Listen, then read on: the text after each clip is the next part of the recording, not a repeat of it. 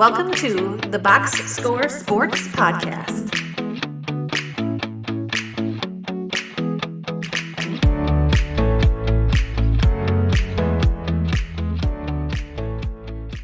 Okay, Cowboys. Let's move on to the Cowboys. The Cowboys last year finished 12-5 and then just got dismantled by the up-and-coming Green Bay Packers.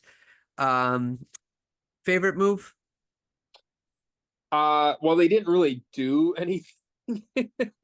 I guess their only real free agency of note is they signed Ezekiel Elliott, and now just today they signed Dalvin Cook, and then they signed Eric Kendricks at linebacker. So I guess by default I have to pick the Kendricks signing, even though he's also kind of like sort of over the hill. But they kind of sat on their hands all off season, which is part of the reason why people are down on the Cowboys. Yeah. How do you feel about the Zimmerman hiring? I think that's I would say as far as defense goes, I prefer him to Dan Quinn. Me too. Yeah. So that was my favorite move they made. I also put re-signing CeeDee Lamb, getting it done before the season. Yeah. I just threw that out there as well. But Yeah. Zimmerman, I've always liked. I like 4-3 over 3-4 style of coaching. I don't know why. It just. So do I. Yeah. Okay. So I like Zimmerman, and I think he's going to help that defense be a little better than they were last year. Least favorite move. Well, when we originally were going to do this, it would have been not signing CeeDee Lamb. That's fair. But he's signed now. I guess my only thing then is there's just a history of guys who hold out like through most of training camp. Not like it's just generally not a good sign because they come into camp like not in football shape and then they start pulling hamstrings or whatever.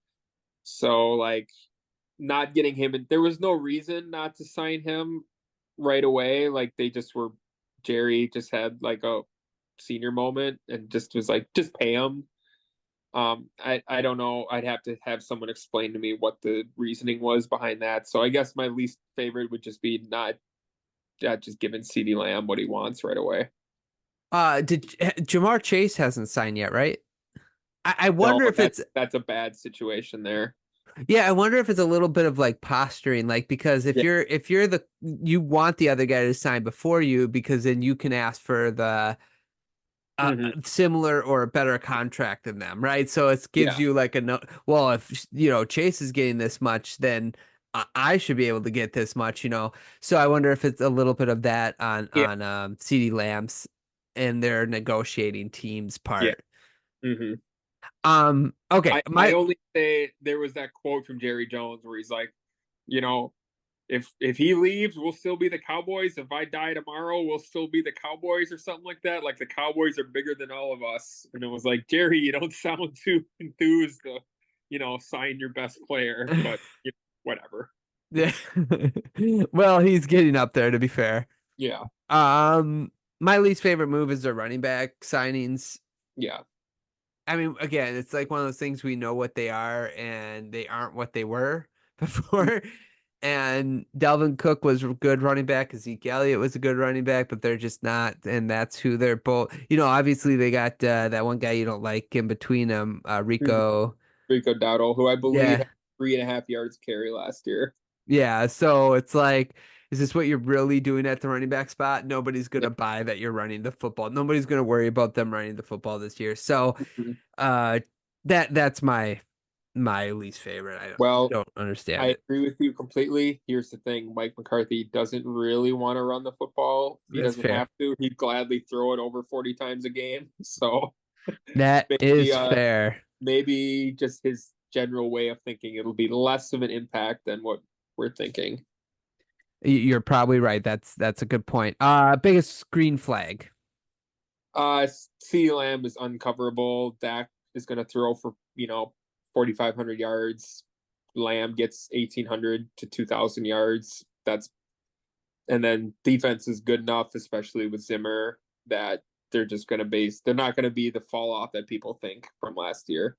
Okay. I like it. I have a green flag as there's not a ton of like pressure. The hate has gone too far. It's the opposite. Like very rarely do the Cowboys go into a season with a really good team where everybody's like hating on them in the way. Usually they put too much pressure on them. So I'm kind of like intrigued how they're going to respond to this type of media attention where everyone's out on them. Yet they're basically the same team that went 12-5 last year. That not much is different, right? Yeah. So I think that could be a good thing. So that's why I have that as my green flag is like everybody's kind of sleeping on them and not like sleeping as not noticing them, but like hating on them. And so I think that could work in their favor. Yeah. Biggest red flag? The aforementioned running game is just a complete zero. And then Jerron Bland is out for the year. And so the secondary might have some holes in it, but maybe, Zimmer patches that up. But if he can't, that'd be a red flag. I like both those red flags. Who's their head coach? Big Mike. Yeah. Biggest red flag I know. So that's my big red flag. Mike McCarthy. If he doesn't do something in the regular season, it's coming in the playoffs. We know that. So, anyway, fantasy go-to? Well, you should be drafting Lamb in the top 5. Yeah. And Jake Ferguson is a good tight end also. Yeah. And again, depending on your league, Dak might be an interesting grab as well, because a lot of people are going to sleep on him. And like I mentioned before, he threw 36 touchdowns last year. Yeah. Well, he was no slouch. So. The guy who won our league last year, who is a Cowboys fan, picked Dak in like the 10th or 11th round just because everyone slept on him because we're all Packer fans. So we're like, oh, Dak Prescott. And then he won the league with, because he picked Dak so late in the draft. He had loaded, every other position was loaded. And then you had, him throwing all sorts of points. So yeah, that's a good point. That's crazy, but that's where you can win leagues. Is like there's going to be guys who are slept on that you can get in later rounds, and it's just like why is people like I think Herbert can be one of those guys depending on his health, obviously, but like people are like, oh, they're going to ground and pound. It's like the dude's still probably going to throw for like 30 to 35 touchdowns, like because they're going to play action and stuff like that. But anyway, prediction. Well, right now I have them at 12-5, and I don't know if there's any wiggle room in that to get worse. So we're gonna stick with it for now. Okay, I just went with 10-7. Yeah, 12-5 seems a little high, but I'm not sure right now who I would have them beating. I guess like right now I have them beating the Ravens at home. Like that could very well be a Ravens win, but I'm just giving them, first glance, I have them at home field advantage. And then I have them beating the Lions at home. Like, again, the Lions should have won that game last year. Like, that could be, a coin flip. Well, I think the Lions, if, they'll probably come in looking for some stuff in that game. Yeah.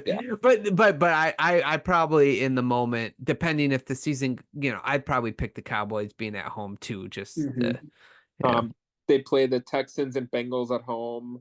Like that's also like coin flip games. So like I guess if you want to go to all 4 of those games and go one way or the other, they could drop to 8-9. But so maybe like 10-7 is maybe a little more realistic. But this was just like boom, boom, boom. First instinct. By the way, you should send me that website again because I'd like to do that this year before we do the season predictions. Okay, let's move on to the Philadelphia Eagles.